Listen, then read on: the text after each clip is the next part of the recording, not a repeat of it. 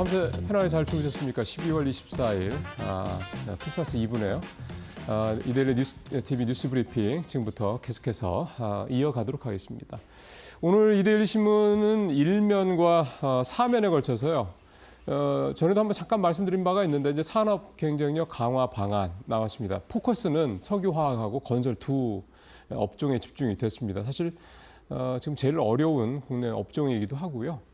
뭔가 좀 정부 차원에서 뭔가 좀 이렇게 직접적인 개입이 좀 불가피한 그런 업종이기도 합니다. 그래서 다른 뭐 어려운 업종이면 비단 뭐 이 두 업종만 있겠습니까만 어쨌든 이번에 정부가 내놓은 그러니까 연말에 내놓은 이 산업경쟁의 재구 방안의 핵심 업종은 이제 석유화학과 건설이다 이렇게 보시면 되고요. 제목에서 보시는 것처럼 공급과잉 석유화학 산업 재편, 그 다음에 밑에 줄 공공공사비 올려 건설업 부양 이제 각자 이제 가장 핵심 내용들이 제목에 이렇게 잘 담겨져 있습니다.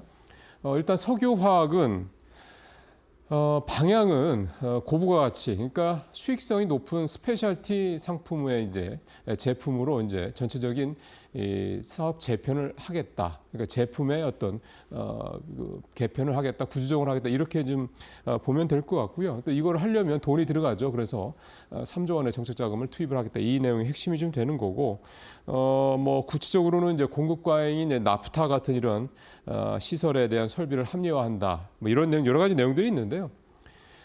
좀 빠진 부분이 이제 업계에서 나오는 얘기, 또 전문가들의 얘기는 이 결국은 지금 중국 때문에 이제 이렇게 우리 석유화학 업종이 어려운 상황이 됐는데 중국과의 이 제품 경쟁력에서 특히 가격 경쟁력에서 앞서갈 수 있는 방법이 첫 번째는 고부가치 스페셜티 상품이고 또 하나는 덩치죠. 중국의 석유화학 업계가 이 기업들이 덩치가 워낙 크니까 이제 이런 부분들에 대한 얘기들이 나와야 되는데 이 덩치를 좀 키우는 부분 결국 이제 빅딜입니다. 이 부분에 대한 얘기가 이번에 좀 빠져 있다.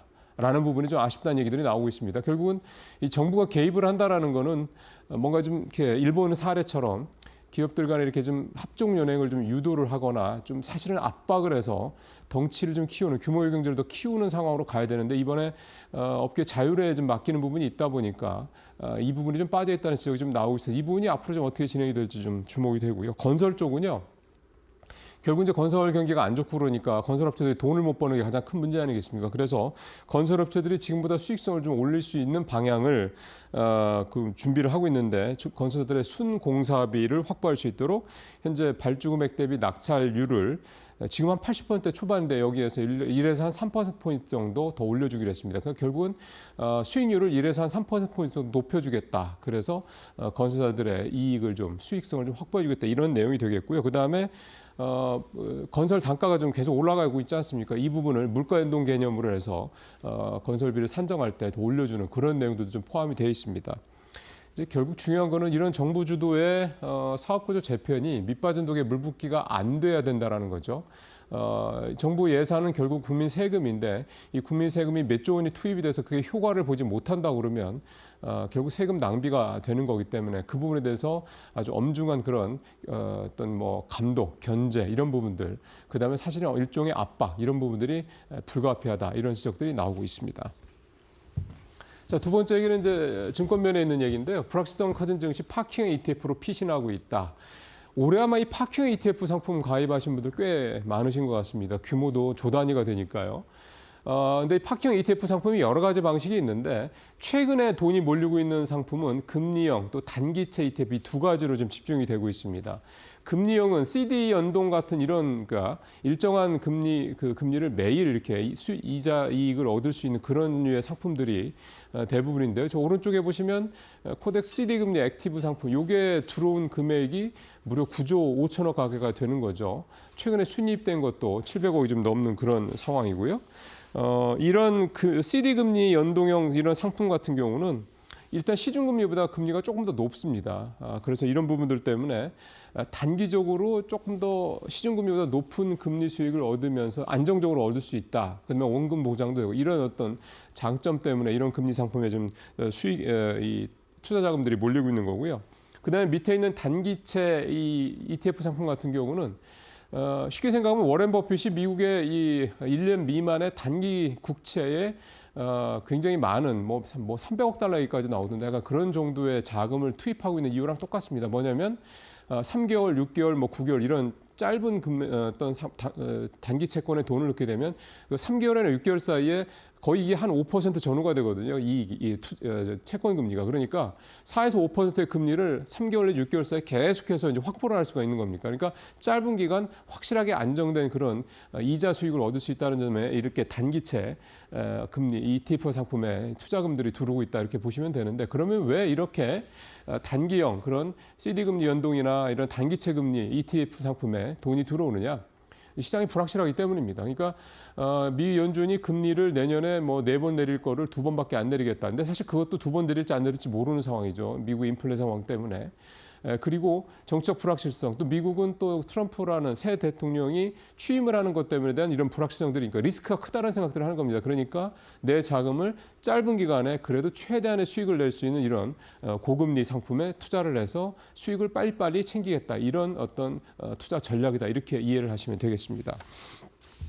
자, 세 번째 얘기는 이제 우리 시장 얘기인데 온라인 기사를 좀 가져왔습니다. 외국인 올해 삼성전자 빼면 한국 증시에서 12조 순매수를 했다. 이제 이 얘기가 됩니다. 원래 올해 상반기 특히 8월까지는 외국인들이 계속 우리 주식을 샀었습니다. 금액만 보더라도 8월까지 누적으로 코스피 시장에서만 외국인이 25조 원을 샀죠. 근데 지금 분위기를 보시면 외국인은 올 들어서 맨날 팔기만 한 것 같다는 느낌이 들 정도로 하반기 들어서 특히 9월 들어서는 외국인이 뭐 거의 뭐 일주일에 뭐 5거래일이라고 하면 한 3, 4거래일은 팔고 있습니다. 그러다 보니까 외국인이 우리 시장에서 계속 빠져나간다 이런 약간의 공포감이 들 정도로 외국인 수급이 안 좋게 지금 현재 느껴지고 있긴 한데요. 현재까지 그러니까 지난 20일까지만 누적으로 보더라도 외국인은 일단 1조 5천억은 순매수하고 있는 상황입니다. 그러니까 올 들어서 지금까지 무지하게 판 것 같은데 아직까지는 순매수가 유지가 되고 있다. 물론 아직 며칠 남았기 때문에 연간으로 이제 순매도로 돌아설 수 있는 여지는 분명히 있긴 합니다만 현재까지는 그렇다는 상황이고요. 이렇게 특히 9월 들어서 외국인의 순매도가 19조 8천억 원이니까 거의 20조 원 되지 않습니까? 근데 이 20조 원 가까이 순매도라는 거에 96%인 18조 9천억 그러니까 거의 19조 원이 삼성전자 단 한 종목에 집중이 되어 있다는 겁니다. 그러니까 우리나라에서 시가총액에서 이 삼성전자 차지하는 비중이 15, 6% 이것도 사실은 20%쯤 되다가 많이 떨어지긴 했습니다만 굉장히 높죠. 그런 상황에서 삼성전자라고 가장 시총 비중이 높은 종목을 외국인들이 이렇게 대거 팔다 보니 당연히 지수가 올라갈 수가 없는 거는 뭐 불문가지입니다. 그러니까 거꾸로 얘기하면 또 만약에 외국인이 삼성전자를 산다고 그러면 또 지수가 또 그만큼 코스피 지수가 반등을 크게 할 수도 있다 이런 얘기도 좀 물론 되는 거죠. 그래서 최근에 삼성전자에 대해서 그 주식 고수들이 순매수를 하고 있다 이런 얘기들이 지금 기사들이 나오고 있는데.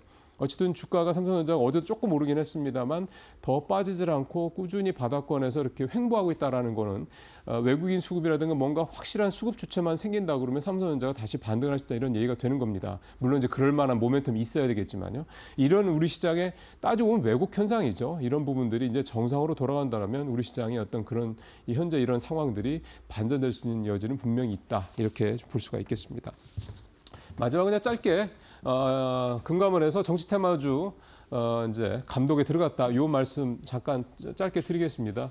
사실은 이런 얘기가 나올 법한데 좀 늦었다는 생각이 들 정도로 특히 비상계엄 사태 이후에 이 정치 테마주들 엄청나게 좀 움직이고 있죠. 어제도 뭐 일부 정치 테마주 요즘에는 이제 한 번에 다 오르지는 않더라고요. 올라가는 주는 올라가고 떨어지는 주는 뭐 급락하고 이런 상황들이 왔다 갔다 하긴 하는데 어쨌든 계엄 이후의 상황을 좀 보면요. 코스피가 2.8%가 상승을 할 때 무려 이 지수 얘기입니다. 이 정치 테마주 지수는 무려 50% 가까이 올랐습니다. 지수가 50% 올랐으니까 개별 종목 중에서는 뭐 두세 배 가까이 오른 종목들도 그 짧은 기간에 몇 개 있다 이런 얘기가 좀 되는 거죠. 근데 이런 종목들 들어가서 사실은 수익을 내는 분들이 과연 얼마나 되겠습니까? 마음만 졸이시는 분들이 사실 대부분이시겠죠. 정말 선수들 아니면 정치 테마주는 들어가지 말라 얘기를 하는데 사실은 뭐 매일 뭐 20몇 % 상한가 쳤다는 얘기 들리면 마음이 좀 흔들리는 건 사실이죠. 그래도 정치 테마주는 좀 투자가 위험한 건 사실인데요. 그러다 보니까 이제 금감원에서도 정치 테마주 단속을 하겠다 이렇게 얘기를 좀 하고 있고 정치 테마주 들어가셔서 사실은 재미를 보신 분들은 드물다라는 걸 또 잊어버리셨겠지만 다시 한번 또 생각을 하시고 정치 테마주 이제 사실 또 끝물이기도 합니다. 이제 탄핵 정국으로 넘어간 상황이기 때문에 그래서 이 부분에 대해서는 좀 조심하실 필요가 있다. 이렇게 말씀을 드리도록 하겠습니다. 뉴스브리핑 마칩니다.